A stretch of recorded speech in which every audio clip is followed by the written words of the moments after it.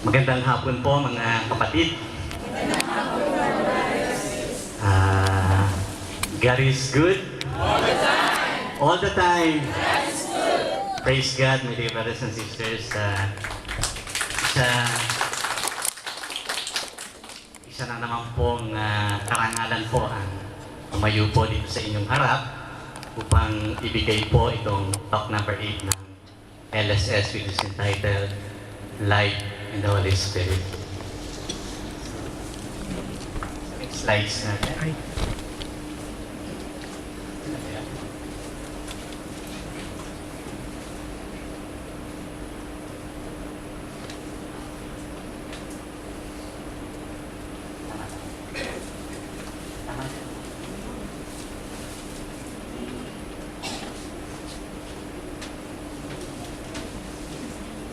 Okay, so ito po yung slides natin. So, alam niyo po mga kapatid, itong life in the Holy Spirit po ay napaka-importante po. Dahil ito po ang buhay na gusto ng ating Panginoon sa ating lahat. Ito pong life in His Holy Spirit po. Masasabi po natin na ang ganitong pamumuhay, itong life in the Holy Spirit po ay normal po noong panahon ang mga unang Kristyanismo. Kung babasahin po natin yung The Book of Acts sa ating Biblia po, makikita po natin na ang Holy Spirit po ay napaka-active sa kanilang buhay. The Holy Spirit acted among them, guided them, molded them, and gave them gifts po. Sa kasamaang palad po, maraming Kristiyano po sa ngayon ang hindi aware sa presence ng banal na Espiritu sa kanilang buhay po. Kaya hindi po nila natatap yung power at kapangyarihan ng banal na Espiritu sa kanilang buhay. Alam niyo po, ang Holy Spirit po ay hindi lamang isang doktrina. Ito po ay isang persona po. Alam po natin na there is one God in three persons. Di po ba? Tama po ba yan? Meron pong God the Father, God the Son, at God the Holy Spirit po. Well, marami pong nakakakilala sa first two persons po. Yung God the Father, yun po yung ating Creator, yun yung nasa langit po, amang nasa langit. At siya po yung ina-address natin pag dinadasal po natin yung Ama namin. Yung ating Lord's Prayer, di po ba? At syempre po yung God the Son. Yun po yung Diyos na naging tao, si Jesu Cristo na naglakad sa mundong ito 2,000 years ago po. Siya po yung nag-suffer, namatay, nabuhay at naduklok sa kanan ng Diyos Ama, di po ba? Siya po yung nakikita natin sa ating mga crucifix. Pero po yung Holy Spirit po yan po ay isang unknown dimension ng Holy Trinity. Kadalasan po, kilala lang po sa pangalan. Ano nga po ba ang role ng Holy Spirit? Ano po ba talaga ang kahalagahan ng Holy Spirit sa ating buhay sa ngayon? Ang kahalagahan po ng banal na Espiritu ay sinabi po mismo ng ating Panginoong Hesukristo sa kanyang mga disipulo. Sa John 16, verse 7, nasasabi po roon, sinabi po ni Hesukristo, "But I tell you the truth, it is better for you that I go, for if I do not go, the Advocate will not come to you. But if I go, I will send him to you." Alam po natin na mahal na mga disipulo si Hesukristo. Kaya mas gusto po nila na magstay na lang si Jesus sa kanila. Dahil para po sa kanila, walang kapalit si Hesukristo. Pero po sa verse pong ito, ini-insist po ni Jesus na mas mabuting umalis siya para maipadala niya po ang banal na Espiritu. Kung titignan po natin ang buhay ng mga Kristiyano sa ngayon, marami pong Kristiyano masasabi po natin na ang kanilang buhay ay mahina or weak, lacking in power and effectiveness.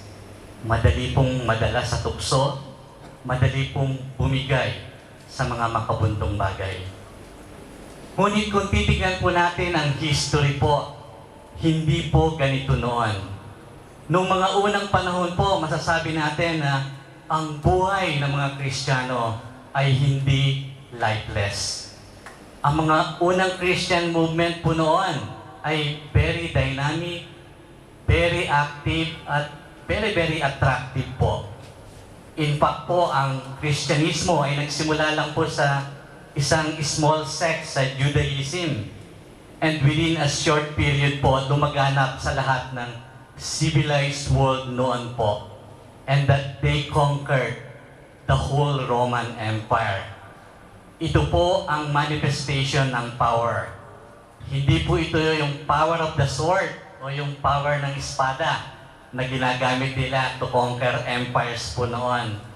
Ibang klaseng power po. Ito po ang power ng Holy Spirit. Amen? Amen. Ang magandang balita po mga kapatid ay itong the same power ay available po sa atin sa ngayon. Hindi lang po sa mga early Christians noon. In fact po, ito po ang kailangan natin sa ngayon. Sa nakikita po natin pag-disintegrate ng iba't ibang klaseng pamumuhay. Ang power ng Holy Spirit po para sa bawat isa sa atin. So, available po ang power na ito. Ang tanong po ay, paano po ito mangyayari? Paano po ba natin mararamdaman ang presence at power ng banal na Espiritu? First of all po, kailangan nating ma-realize na it has to do with our attitudes. Kailangan po nating ma-realize na ang Christian living po is not just a matter of human willpower. Maraming bagay po sa atin, sa ating buhay, hindi po tayo nagiging successful dahil nagre-rely lang po tayo sa ating human willpower, sa ating human capabilities. Kung pag-uusapan po natin ang tunay na Kristiyanong pamumuhay, ang kailangan po natin ay bagong puso, a new heart, isang bagong buhay mula sa Diyos. Amen? Amen. At hindi po natin ito kayang, hindi po ito po pwede na para bang ipapatch nyo lang po yung isang bagay at babaguhin lang yung konting bagay. Ang kailangan po natin ay katulad po ng isang lumang sasakyan. Kailangan po natin ng overhaul. A complete transformation po ng ating buhay. Bagong puso at bagong buhay mula sa Diyos. At ito po ay hindi natin kayang mag-isa.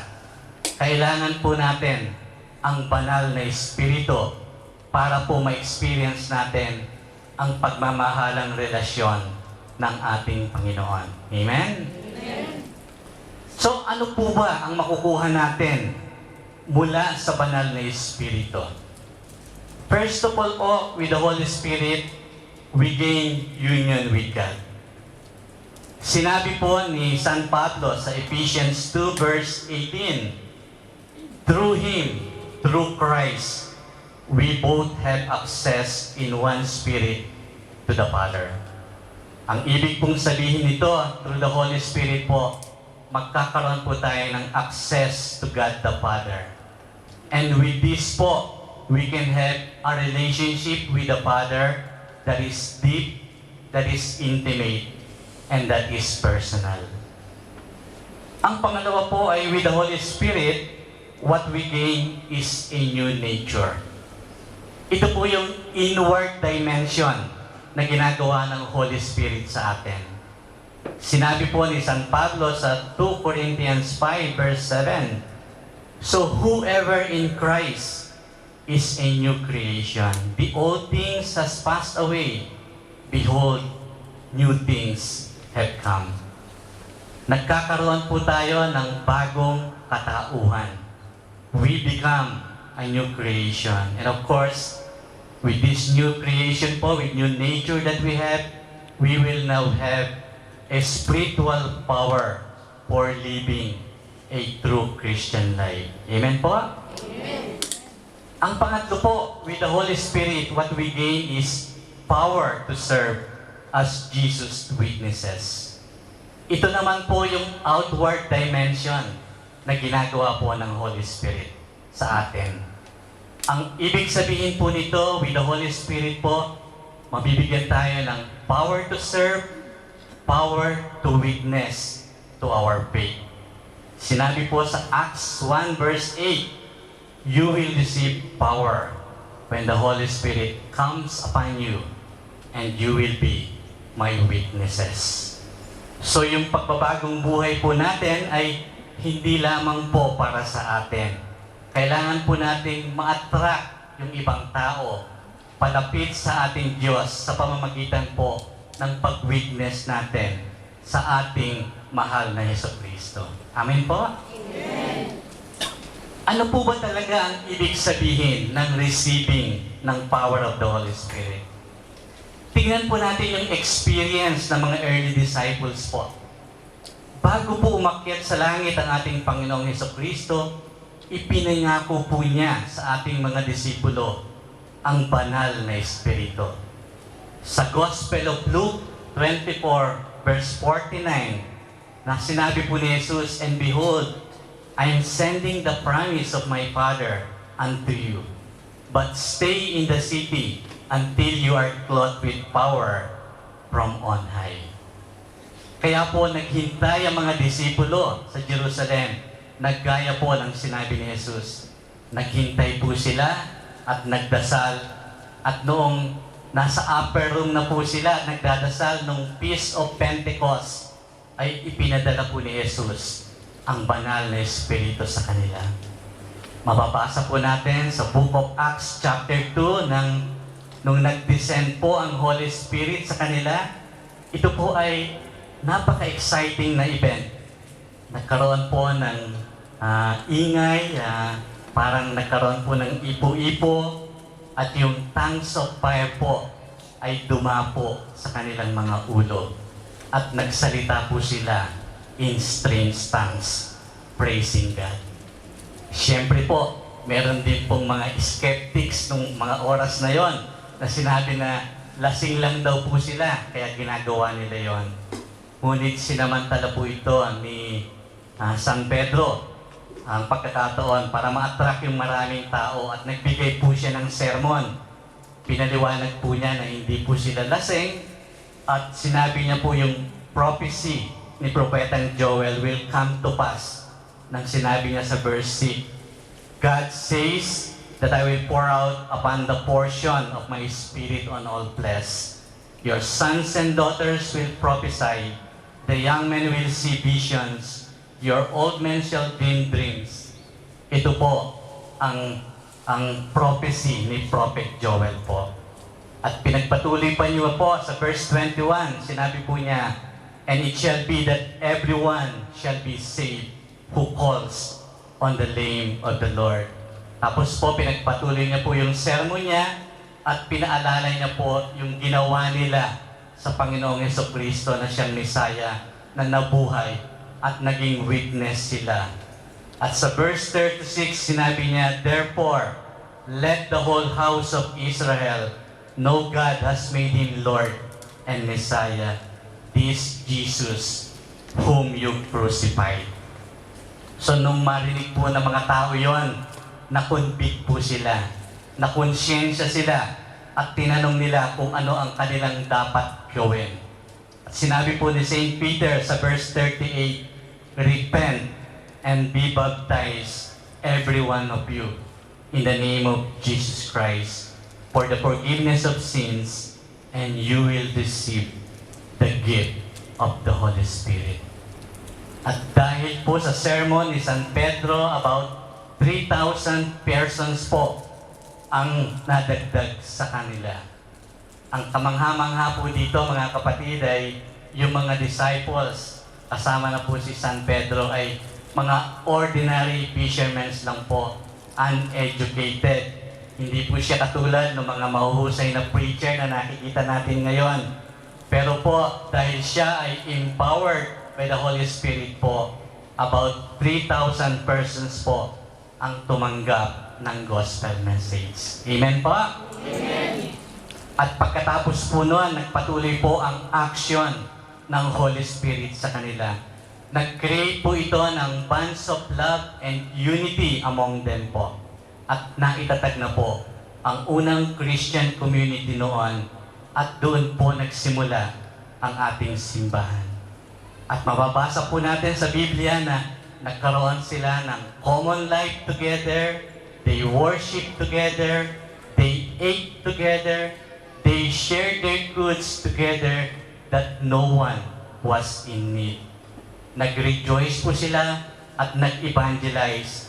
At dahil dito po, gaya ng nakasulat sa Biblia, every day the Lord added to their number those who are being saved. At kung papasahin pa po natin yung mga natitirang libro po or Book of Acts sa ating Biblia, makikita po natin na ang lahat naging action ng Holy Spirit sa mga naunang disipulo.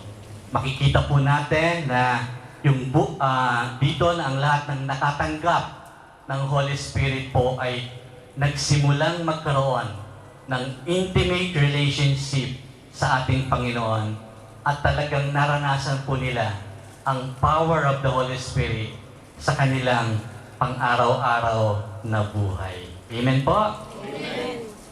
So nakita po natin ang nangyari noon. Paano naman po ngayon? Paano po ngayon? Ano po ba ang kahalagahan ng to be baptized in the Holy Spirit sa atin ngayon? Well, first of all po, ang ibig pong sabihin nito ay certainly we can experience the same power and the same gifts that the Holy Spirit po, kagaya ng mga early Christians. Amen po? Amen. Sa unang-una po, with the Holy Spirit, we can have the same relationship with our Lord Jesus Christ. Isang intimate, personal relationship sa Kanya. So, we can speak to Him, He can speak to our hearts, He can guide us, He can direct us, at certainly po, siya na po ang magiging Lord of our lives. Ang pangalawa po ay may experience po natin yung the same transforming power. Kung noon po ay nag-i-struggle tayo sa bondage ng sin or addiction, with the Holy Spirit po, magkakaroon tayo ng renewed power. A power that comes from God para po sa ating pagbabagong buhay. Amen po? Amen. May experience din po natin ang the same deep worship. Hindi na po yung superficial powers o yung mababaw na prayers. Maraming tao po nagdadasal sa misa, parang lip service lang po. Wala naman po talaga sa puso nila yung pagdadasal. So with the Holy Spirit po, kapag nagdadasal po tayo, we enter into the throne room of God. We enter into the presence of a holy God. And of course po, with the Holy Spirit, we can also experience the same power for speaking the gospel. Minsan po gusto natin i-share yung faith natin, pero kadalasan po nahihiya tayo. Wala po tayong lakas ng loob. But with the Holy Spirit po, magkakaroon tayo ng boldness to speak the gospel. Kagaya po ng mga uneducated fishermen na mga unang disipulo ni Hesus Kristo. Amen po? Amen. At syempre po, when we receive the Holy Spirit, we can receive the same spiritual gifts. Marami pong spiritual gifts na gustong ibigay sa atin ang Panginoong Diyos para po tumatag ang body of Christ, para magawa po natin ang evangelization mission po natin. Yung pong major spiritual gifts po ay sinulat ni San Pablo sa 1 Corinthians chapter 12. Meron pong siyam na gifts din nakalista dito, so tignan po natin isa-isa. Ang una po ay ang gift of wisdom. Ang wisdom po is not just knowing things, but knowing things according to the mind of God. Yung wisdom na galing po sa Diyos Himself.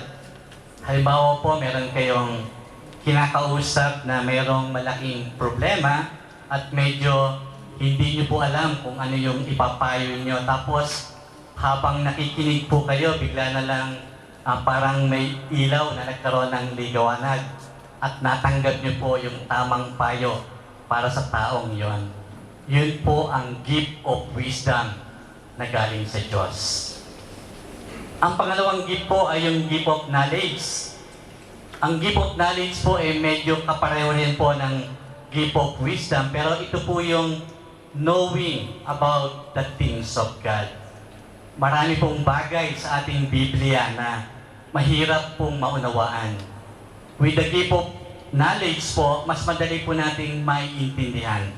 Ito pong gift na ito ay importante po sa ating mga catechist, sa ating mga formators, para po maipaliwanag nila ang ways of the Lord. Amen pa? Amen. Ang pangatlo po ay yung gift of faith. Hindi po ito yung basic kind of faith, which is the saving faith o yung faith po natin sa Panginoong Jesucristo sa message niya about salvation in Him. Ito po yung expectant faith that can move mountains.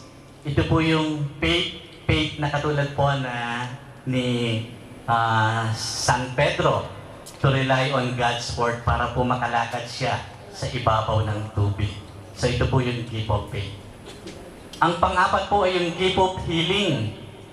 Hindi po ito yung normal na ginagawa ng doktor para gumaling yung isang tao, pero ito po yung supernatural healing through prayer.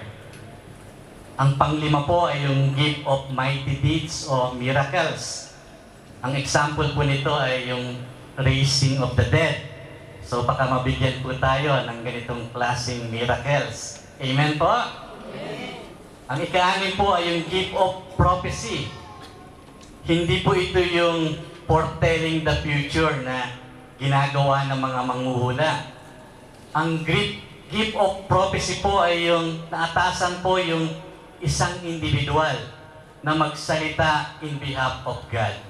Ito po yung God's way of speaking audibly directly to His people by using someone as His prophet. Ang pangpito po ay yung gift of discernment of spirits.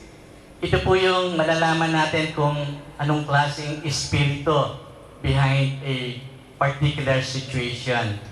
Alam po natin na meron pong tatlong klaseng espiritu. Yung godly spirit na galing sa Diyos, yung diabolical spirit, yung galing sa demonyo, at yung human spirit, ito po yung human preference lang po. Kaya po, pag mayroong nagsalita ng prophecy, importante po na may mag-discern kung saang espiritu galing ito. Ang pangwalo po ay yung gift of tongues. Ito po yung language na hindi po natin naiintindihan. It can be an actual language or simply an ecstatic utterance. Ito po yung language ng mga anghel. Hindi po ito naiintindihan ng mga demonyo. Kapag kayo po ay may gift of tongues, kayo po ay nakikipag-usap directly sa Diyos. Ito pong gift of tongues ay isang doorway po para ma-receive po natin ang iba't ibang klaseng gifts. Kaya po, importante po na hilingin po natin ang gift of tongues. Ang pangsyam po ay yung gift of interpretation of tongues. Ito po yung gift na nakakapag-interpret tayo ng prophecy that is given in tongues. So ito po yung 9 major spiritual gifts. At marami pa pong gifts na nakasulat sa ating Biblia na napaka-importante po para hindi lang po mag-build up ang ating sarili, ngunit para po mag-build up yung body of the church, body of Christ. Amen? Amen. So paano po natin marireceive yung baptism of the Holy Spirit? Well, first of all po, kailangan nating manalig doon sa pangako ng Diyos na ibibigay niya ang banal na Espiritu sa ating lahat. Nakasaad po ito sa Luke 11, verses 9 to 13. Sinabi po ni Jesus, "And I tell you, Ask and you shall receive. Seek and you will find. Knock and the door will be opened to you. For anyone who asks receives, and the one who seeks finds, and to the one who knocks, the door will be opened. What father among you who give a snake when your son asks for a piece, or hand him a scorpion when he asks for an egg? If you then who are wicked know how to give good gifts to your children, how much more will the Father in heaven give the Holy Spirit to those who ask Him? So mga kapatid, kailangan po nating manalig sa pangako pong ito ng Diyos. At taimtim po nating hilingin sa ating Panginoon na ibibigay niya po ang Holy Spirit. Hindi po ito isang automatic thing o may formula po. Hindi rin po ito yung parang minamanipulate natin ang ating Panginoong Diyos. Ang kailangan po dito ay tayo ay magsisi ng ating mga kasalanan. We put our faith in Him at tinatanggap po natin na si Jesucristo ang ating tagapagligtas at siya lang po ang ating Panginoon. Amen? Amen. Gusto ko lang pong bigyang diin dito na itong baptism of the Holy Spirit na gagawin po natin ay hindi po ito ang initial reception ninyo ng Holy Spirit. Natanggap niyo na po ang banal na Espiritu nung kayo po ay binyagan at saka nung kayo po ay kumpilan. Naasa atin na po ang banal na Espiritu. Ang pinag-uusapan po natin dito ay yung renewed outpouring of the Holy Spirit. Dahil po sa mga maling desisyon sa ating pamumuhay, sa ating mga naging kasalanan, the Holy Spirit is unable to work in power in us. Ngayon po, bilang mga adults na, kailangan po natin i-renew ang commitment natin sa ating Panginoon para po magkaroon tayo ng fuller release of the Holy Spirit sa ating buhay. Amen? Amen. Ang isang ilustrasyon po nito ay yung para po kung nagtitimpla po tayo ng kape, di po ba naglalagay tayo ng kape, ng asukal, ng creamer, at mainit na tubig. Ngayon, para po matikman natin yung masarap na lasa ng kape, kailangan po nating haluin, di po ba? Ganun din po ang Holy Spirit po. Kailangan po nating i-stir ang Holy Spirit sa ating buhay. Ang isa pa pong ilustrasyon nito ay nakikita niyo po itong ilaw sa ating kisame, ng mga fluorescent lights. Kaya patay po o buhay yan, merong pong kuryente, di po ba? Merong power. So, para po umilaw yan, kailangan po natin i-switch on. Ganun din po ang banal na Espiritu sa atin. Kailangan po natin i-switch on ito para magliwanag po ang ating buhay. Amen po? Amen. Gusto ko rin pong ilahad sa inyo ang mga obstacles to receiving God's gift. Ano po ba yung mga balakid? Ano po ba yung mga obstacles? Ang una po ay sin or unrepentant attitude. Ito po yung hindi pagtanggap na ang kasalanan ay kasalanan. Sin is sin, di po ba? Yung ibang tao, ang tawag po nila doon sa living in sin, living in na lang, na wala na yung sin. Yung iba na tinatawag nilang sexual sin, tinatawag nilang growth experiences. Yung iba na ginagawa nilang pinagchichismisan nila yung mga tao, ang sinasabi nila, concerned lang daw sila. So, hindi po pwede yun. This will certainly block the action of God in our lives. Amen po? Amen. Kailangan po nating pagsisihan ang ating mga kasalanan. Ang pangalawang obstacle po ay yung feeling unworthy. Ito po yung galing tayo sa kasalanan at hindi po natin ma-imagine na patatawarin tayo ng Diyos. Iniisip natin na paano tayo mamahalin ng Diyos ang isang makasalanang nakagaya natin.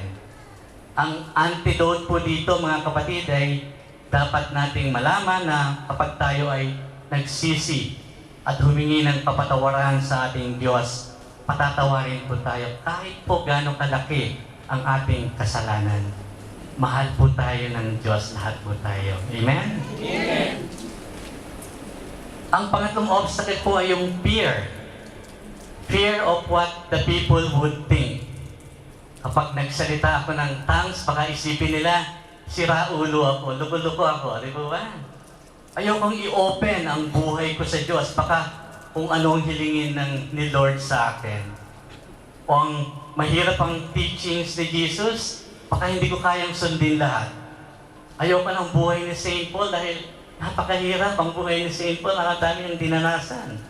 So yung fear o takot natin will hold back the action of the Holy Spirit in our lives. Ang pang-apat na obstacle po ay doubt. Alam niyo po, si Satanas po ay the father of all lies, di po ba? At gagawa po siya ng paraan para mag-doubt tayo sa pangako ng Diyos. Ganun ba kasimple yun? Magsisisi lang ako, patatawarin na ako, hihilingin ko lang ang Holy Spirit, ibibigay na sa akin. Hindi ba dapat maraming rituals ito? Dapat magkaroon ako ng retreat for 30 days or 60 days? Doon na po magsisimula ang ating pag-aalinlangan sa mga pangako ng Diyos. So mga kapatid, kailangan po nating paglabanan ito and be aware of that po. Ang panglimang obstacle ay yung pride. Pride na hindi ko kailangan ng God's gifts. I'm already a good Christian. Nagsiserve na ako, leader na ako. Hindi ko kailangan yan. Okay, I want to be Christ-like, pero hindi ko kailangan ng mga gifts. Dapat po nating malaman, mga kapatid, na yung Holy Spirit ang nagdi-determine kung sinong tao ang magmamanifest ng certain gift. Kailangan lang po natin ay maging open tayo at hindi maging proud. Amen? Amen. Ang pang-anim po ay yung being selective as to what gift we need or want. Okay lang po na humingi tayo ng particular gift. Kung tayo po ay isang counselor, hingin po natin yung gift of wisdom. Kung tayo po ay isang doktor, hingin po natin yung gift of healing para aside from operating the patient po, pwede natin i-pray over para sigurado ang paggaling nito. Amen? So, okay lang po kung yun talaga ang particular need natin. Pero yung sasabihin natin na gusto ko ito, ayoko nito, hindi po tama yon. We need to be open to everything the Holy Spirit decide what to give us. Amen po? Amen. At this point po, magbigay lang po ako ng short sharing po ng aking spiritual journey po. Yun po, I grew up in a not so religious family po. My father died when I was 8 years old po. Kaya it was only our mom who brought us up. Kaming dalawang magkapatid po. At nag-aral din po ako sa public school. At alam niyo po sa public school sa atin, hindi po part ang curriculum ng religion, hindi po ba? So I really grew up without really understanding what my faith is. At natatandaan ko po noon, nung aking kabataan, hindi rin po ako palasimba. Halos parang nagsisimba lang po yata ako kapag Pasko o Easter Sunday o kaya birthday ko. So, hindi po ako talaga ganun ka-religyoso. At nung college po ako, na-experience ko rin po yung mga growth experience na tinatawag nila na now I consider them all sins. And of course po, sa awa ng Diyos, nakatapos po ako ng aking pag-aaral, ng aking kolehiyo, at nakapagtrabaho po ako sa Pilipinas. Doon ko po na-meet yung aking maganda at butihing asawa. At after 2 years po, kinasal kami. At nagkaroon po kami ng isang anak, si Micah. Kilala niyo po yata yung sa inyo. Nagtatrabaho na po siya sa Pilipinas. Tapos po, nakapagtrabaho ako rito sa Bahrain. At yung noong 1996 po, inimbitahan kami sa Christian Life Program ng Couples for Christ. So that was 16 years ago. So, kagaya rin po nung una, hesitant din po ako, talagang ayoko po umattend dahil sabi ko wala akong oras. At yung nag-imbita po sa amin, hindi po talaga tumigil. Nagpunta pa po sa bahay. Nagdala pa ng isang tao para kumbinsihin kami. Well, me basically dahil si Tonet interesado na siya. So just to get rid of them, I just said yes without really meaning it. Pero nung first day ng CLB, ng katulad ng LSS, ng El Shaddai din yun, I just found myself soaked with prayers, with the sharings, with the songs. So I continued. Tapos nung baptism na po, baptism ng Holy Spirit po, nung pinipray over na ako, doon lang po ako nakapagdasal talaga ng gusto. At bigla na lang pong may naramdaman po akong parang strong force na nag-rest on my head and it went through my mouth, into my tongue. And then my tongue rolled without me putting an effort in it. So, praise God po, na-receive ko yung give of thanks noon. And I consider it po the greatest miracle in my life. Noon ko lang po na sabi sa aking sarili na buhay pala talaga ang Diyos. Na that the Holy Spirit can really be manifested in our lives. So mula po noon, nagbago na po ang aking buhay. Nagsimula na po akong magdasal. Nagsimula na po akong magbasa ng Biblia, saka ng mga religious books. At napaka-active ko po na sa community. At lahat ng teaching, seminars, and conferences ng aming community, talagang I really look forward po sa lahat na yon. And nagbago rin po ang pananaw ng aking buhay. Na-realize ko po yung true purpose ng buhay ko po. Akala ko po it's just all about myself. Na-realize ko po na we are all created to love and serve the Lord. And if I don't do that, I won't be fulfilling the purpose to which I was created. But na-realize ko rin po na ang buhay napakaiksi po. Life is very short and that our citizenship is in heaven. Kaya I really need to invest my time, my effort para po ma-reach natin yung heaven. Pero wag muna po ngayon. May mga mission pa tayo.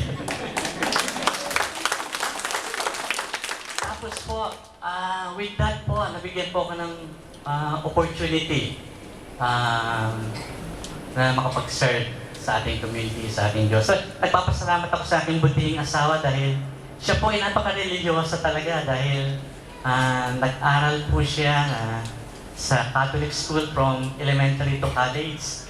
So, kaya po, napipilitan din ako noon na umattend dahil sa kanya. Not that I really like it, but just to please her.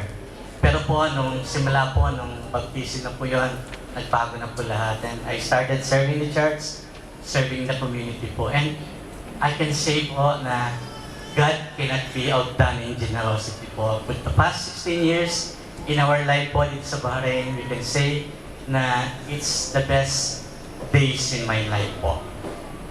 Nag-grow po ako sa aking, or nag-advance ako sa aking career. Marami pong dreams or cherished dreams na na-realize kami. And we spend our lives to a lot of God-fearing brothers and sisters. Kasama na po kayo. At ang pinaka-importante po ang aming anak from Kids for Christ to Youth for Christ grew up in love and in faith with the Lord. Ito po ang pinakamagandang legacy na may bibigay natin sa ating mga anak. At ngayon po, naniniwala ako na marami pa rin pong bagay na dapat baguhin sa akin. I'm still a work in progress. Marami pong dapat i-improve sa akin. Pero naniniwala po ako na as long as I'm in this community, as long as I'm in this parish, I'm on the right track. Dahil with this community, with this parish po, naniniwala ako na marami pong opportunity to know Him more and to serve Him better with the help of the Holy Spirit. Amen po? In conclusion po, ngayon na malapit na kayo matapos ng LSS, meron pong isang entity na hindi po masaya ngayon. Alam niyo po kung sino yan? Si Satanas po, the evil one. Sa kadahilanan po na nawawalan na siya ng grip sa inyo, so dahil lumalapit na po kayo sa Panginoon. Kaya kailangan lang po na mag-ingat tayo dahil si Satanas po ay hindi po nag-give up. Of course, hindi po tayo dapat matakot. Let's always call on Jesus' name. I-resist po natin yung mga gawa ni Satanas at isasuggest ko rin po na i-review nyo yung mga intentions ninyo at expectations ninyo dito sa LSS. Ano po ba ang inyong hinahanap? Malinaw po ba sa inyo ang inaalok ng Panginoon? Ang ating salvation, ang ating bagong buhay, yung mga spiritual gifts po, yung renewed outpouring of the Holy Spirit po. I-review po natin lahat ng nadaanan natin at natutunan natin dito sa LSS at ihanda po natin ang ating puso pagdating ng baptism. Amen po? Amen. Isipin po natin na ang Panginoon ay nag-aalok ng panibagong buhay. Ito po yung life in the Holy Spirit na normal po sa mga naunang Kristiyano noon na hindi po dapat naiiba sa ngayon. Ito po ang buhay na gusto niya para sa atin. So, let's be open for it and desire for it. And of course po, let's have faith. Ipinangako po niya, ibibigay niya ang banal na Espiritu kapag hiniling po natin. I-claim po natin ang promise na ito. And let's move on to the rest of our lives, living this life in the Holy Spirit. Maraming salamat po and may God be praised.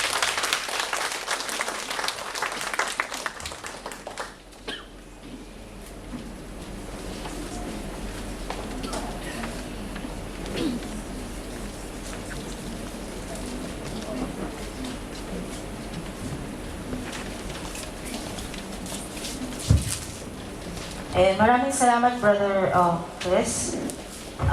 Yung susunod nating speaker, he'll be discussing of how to receive the Holy Spirit in an overview.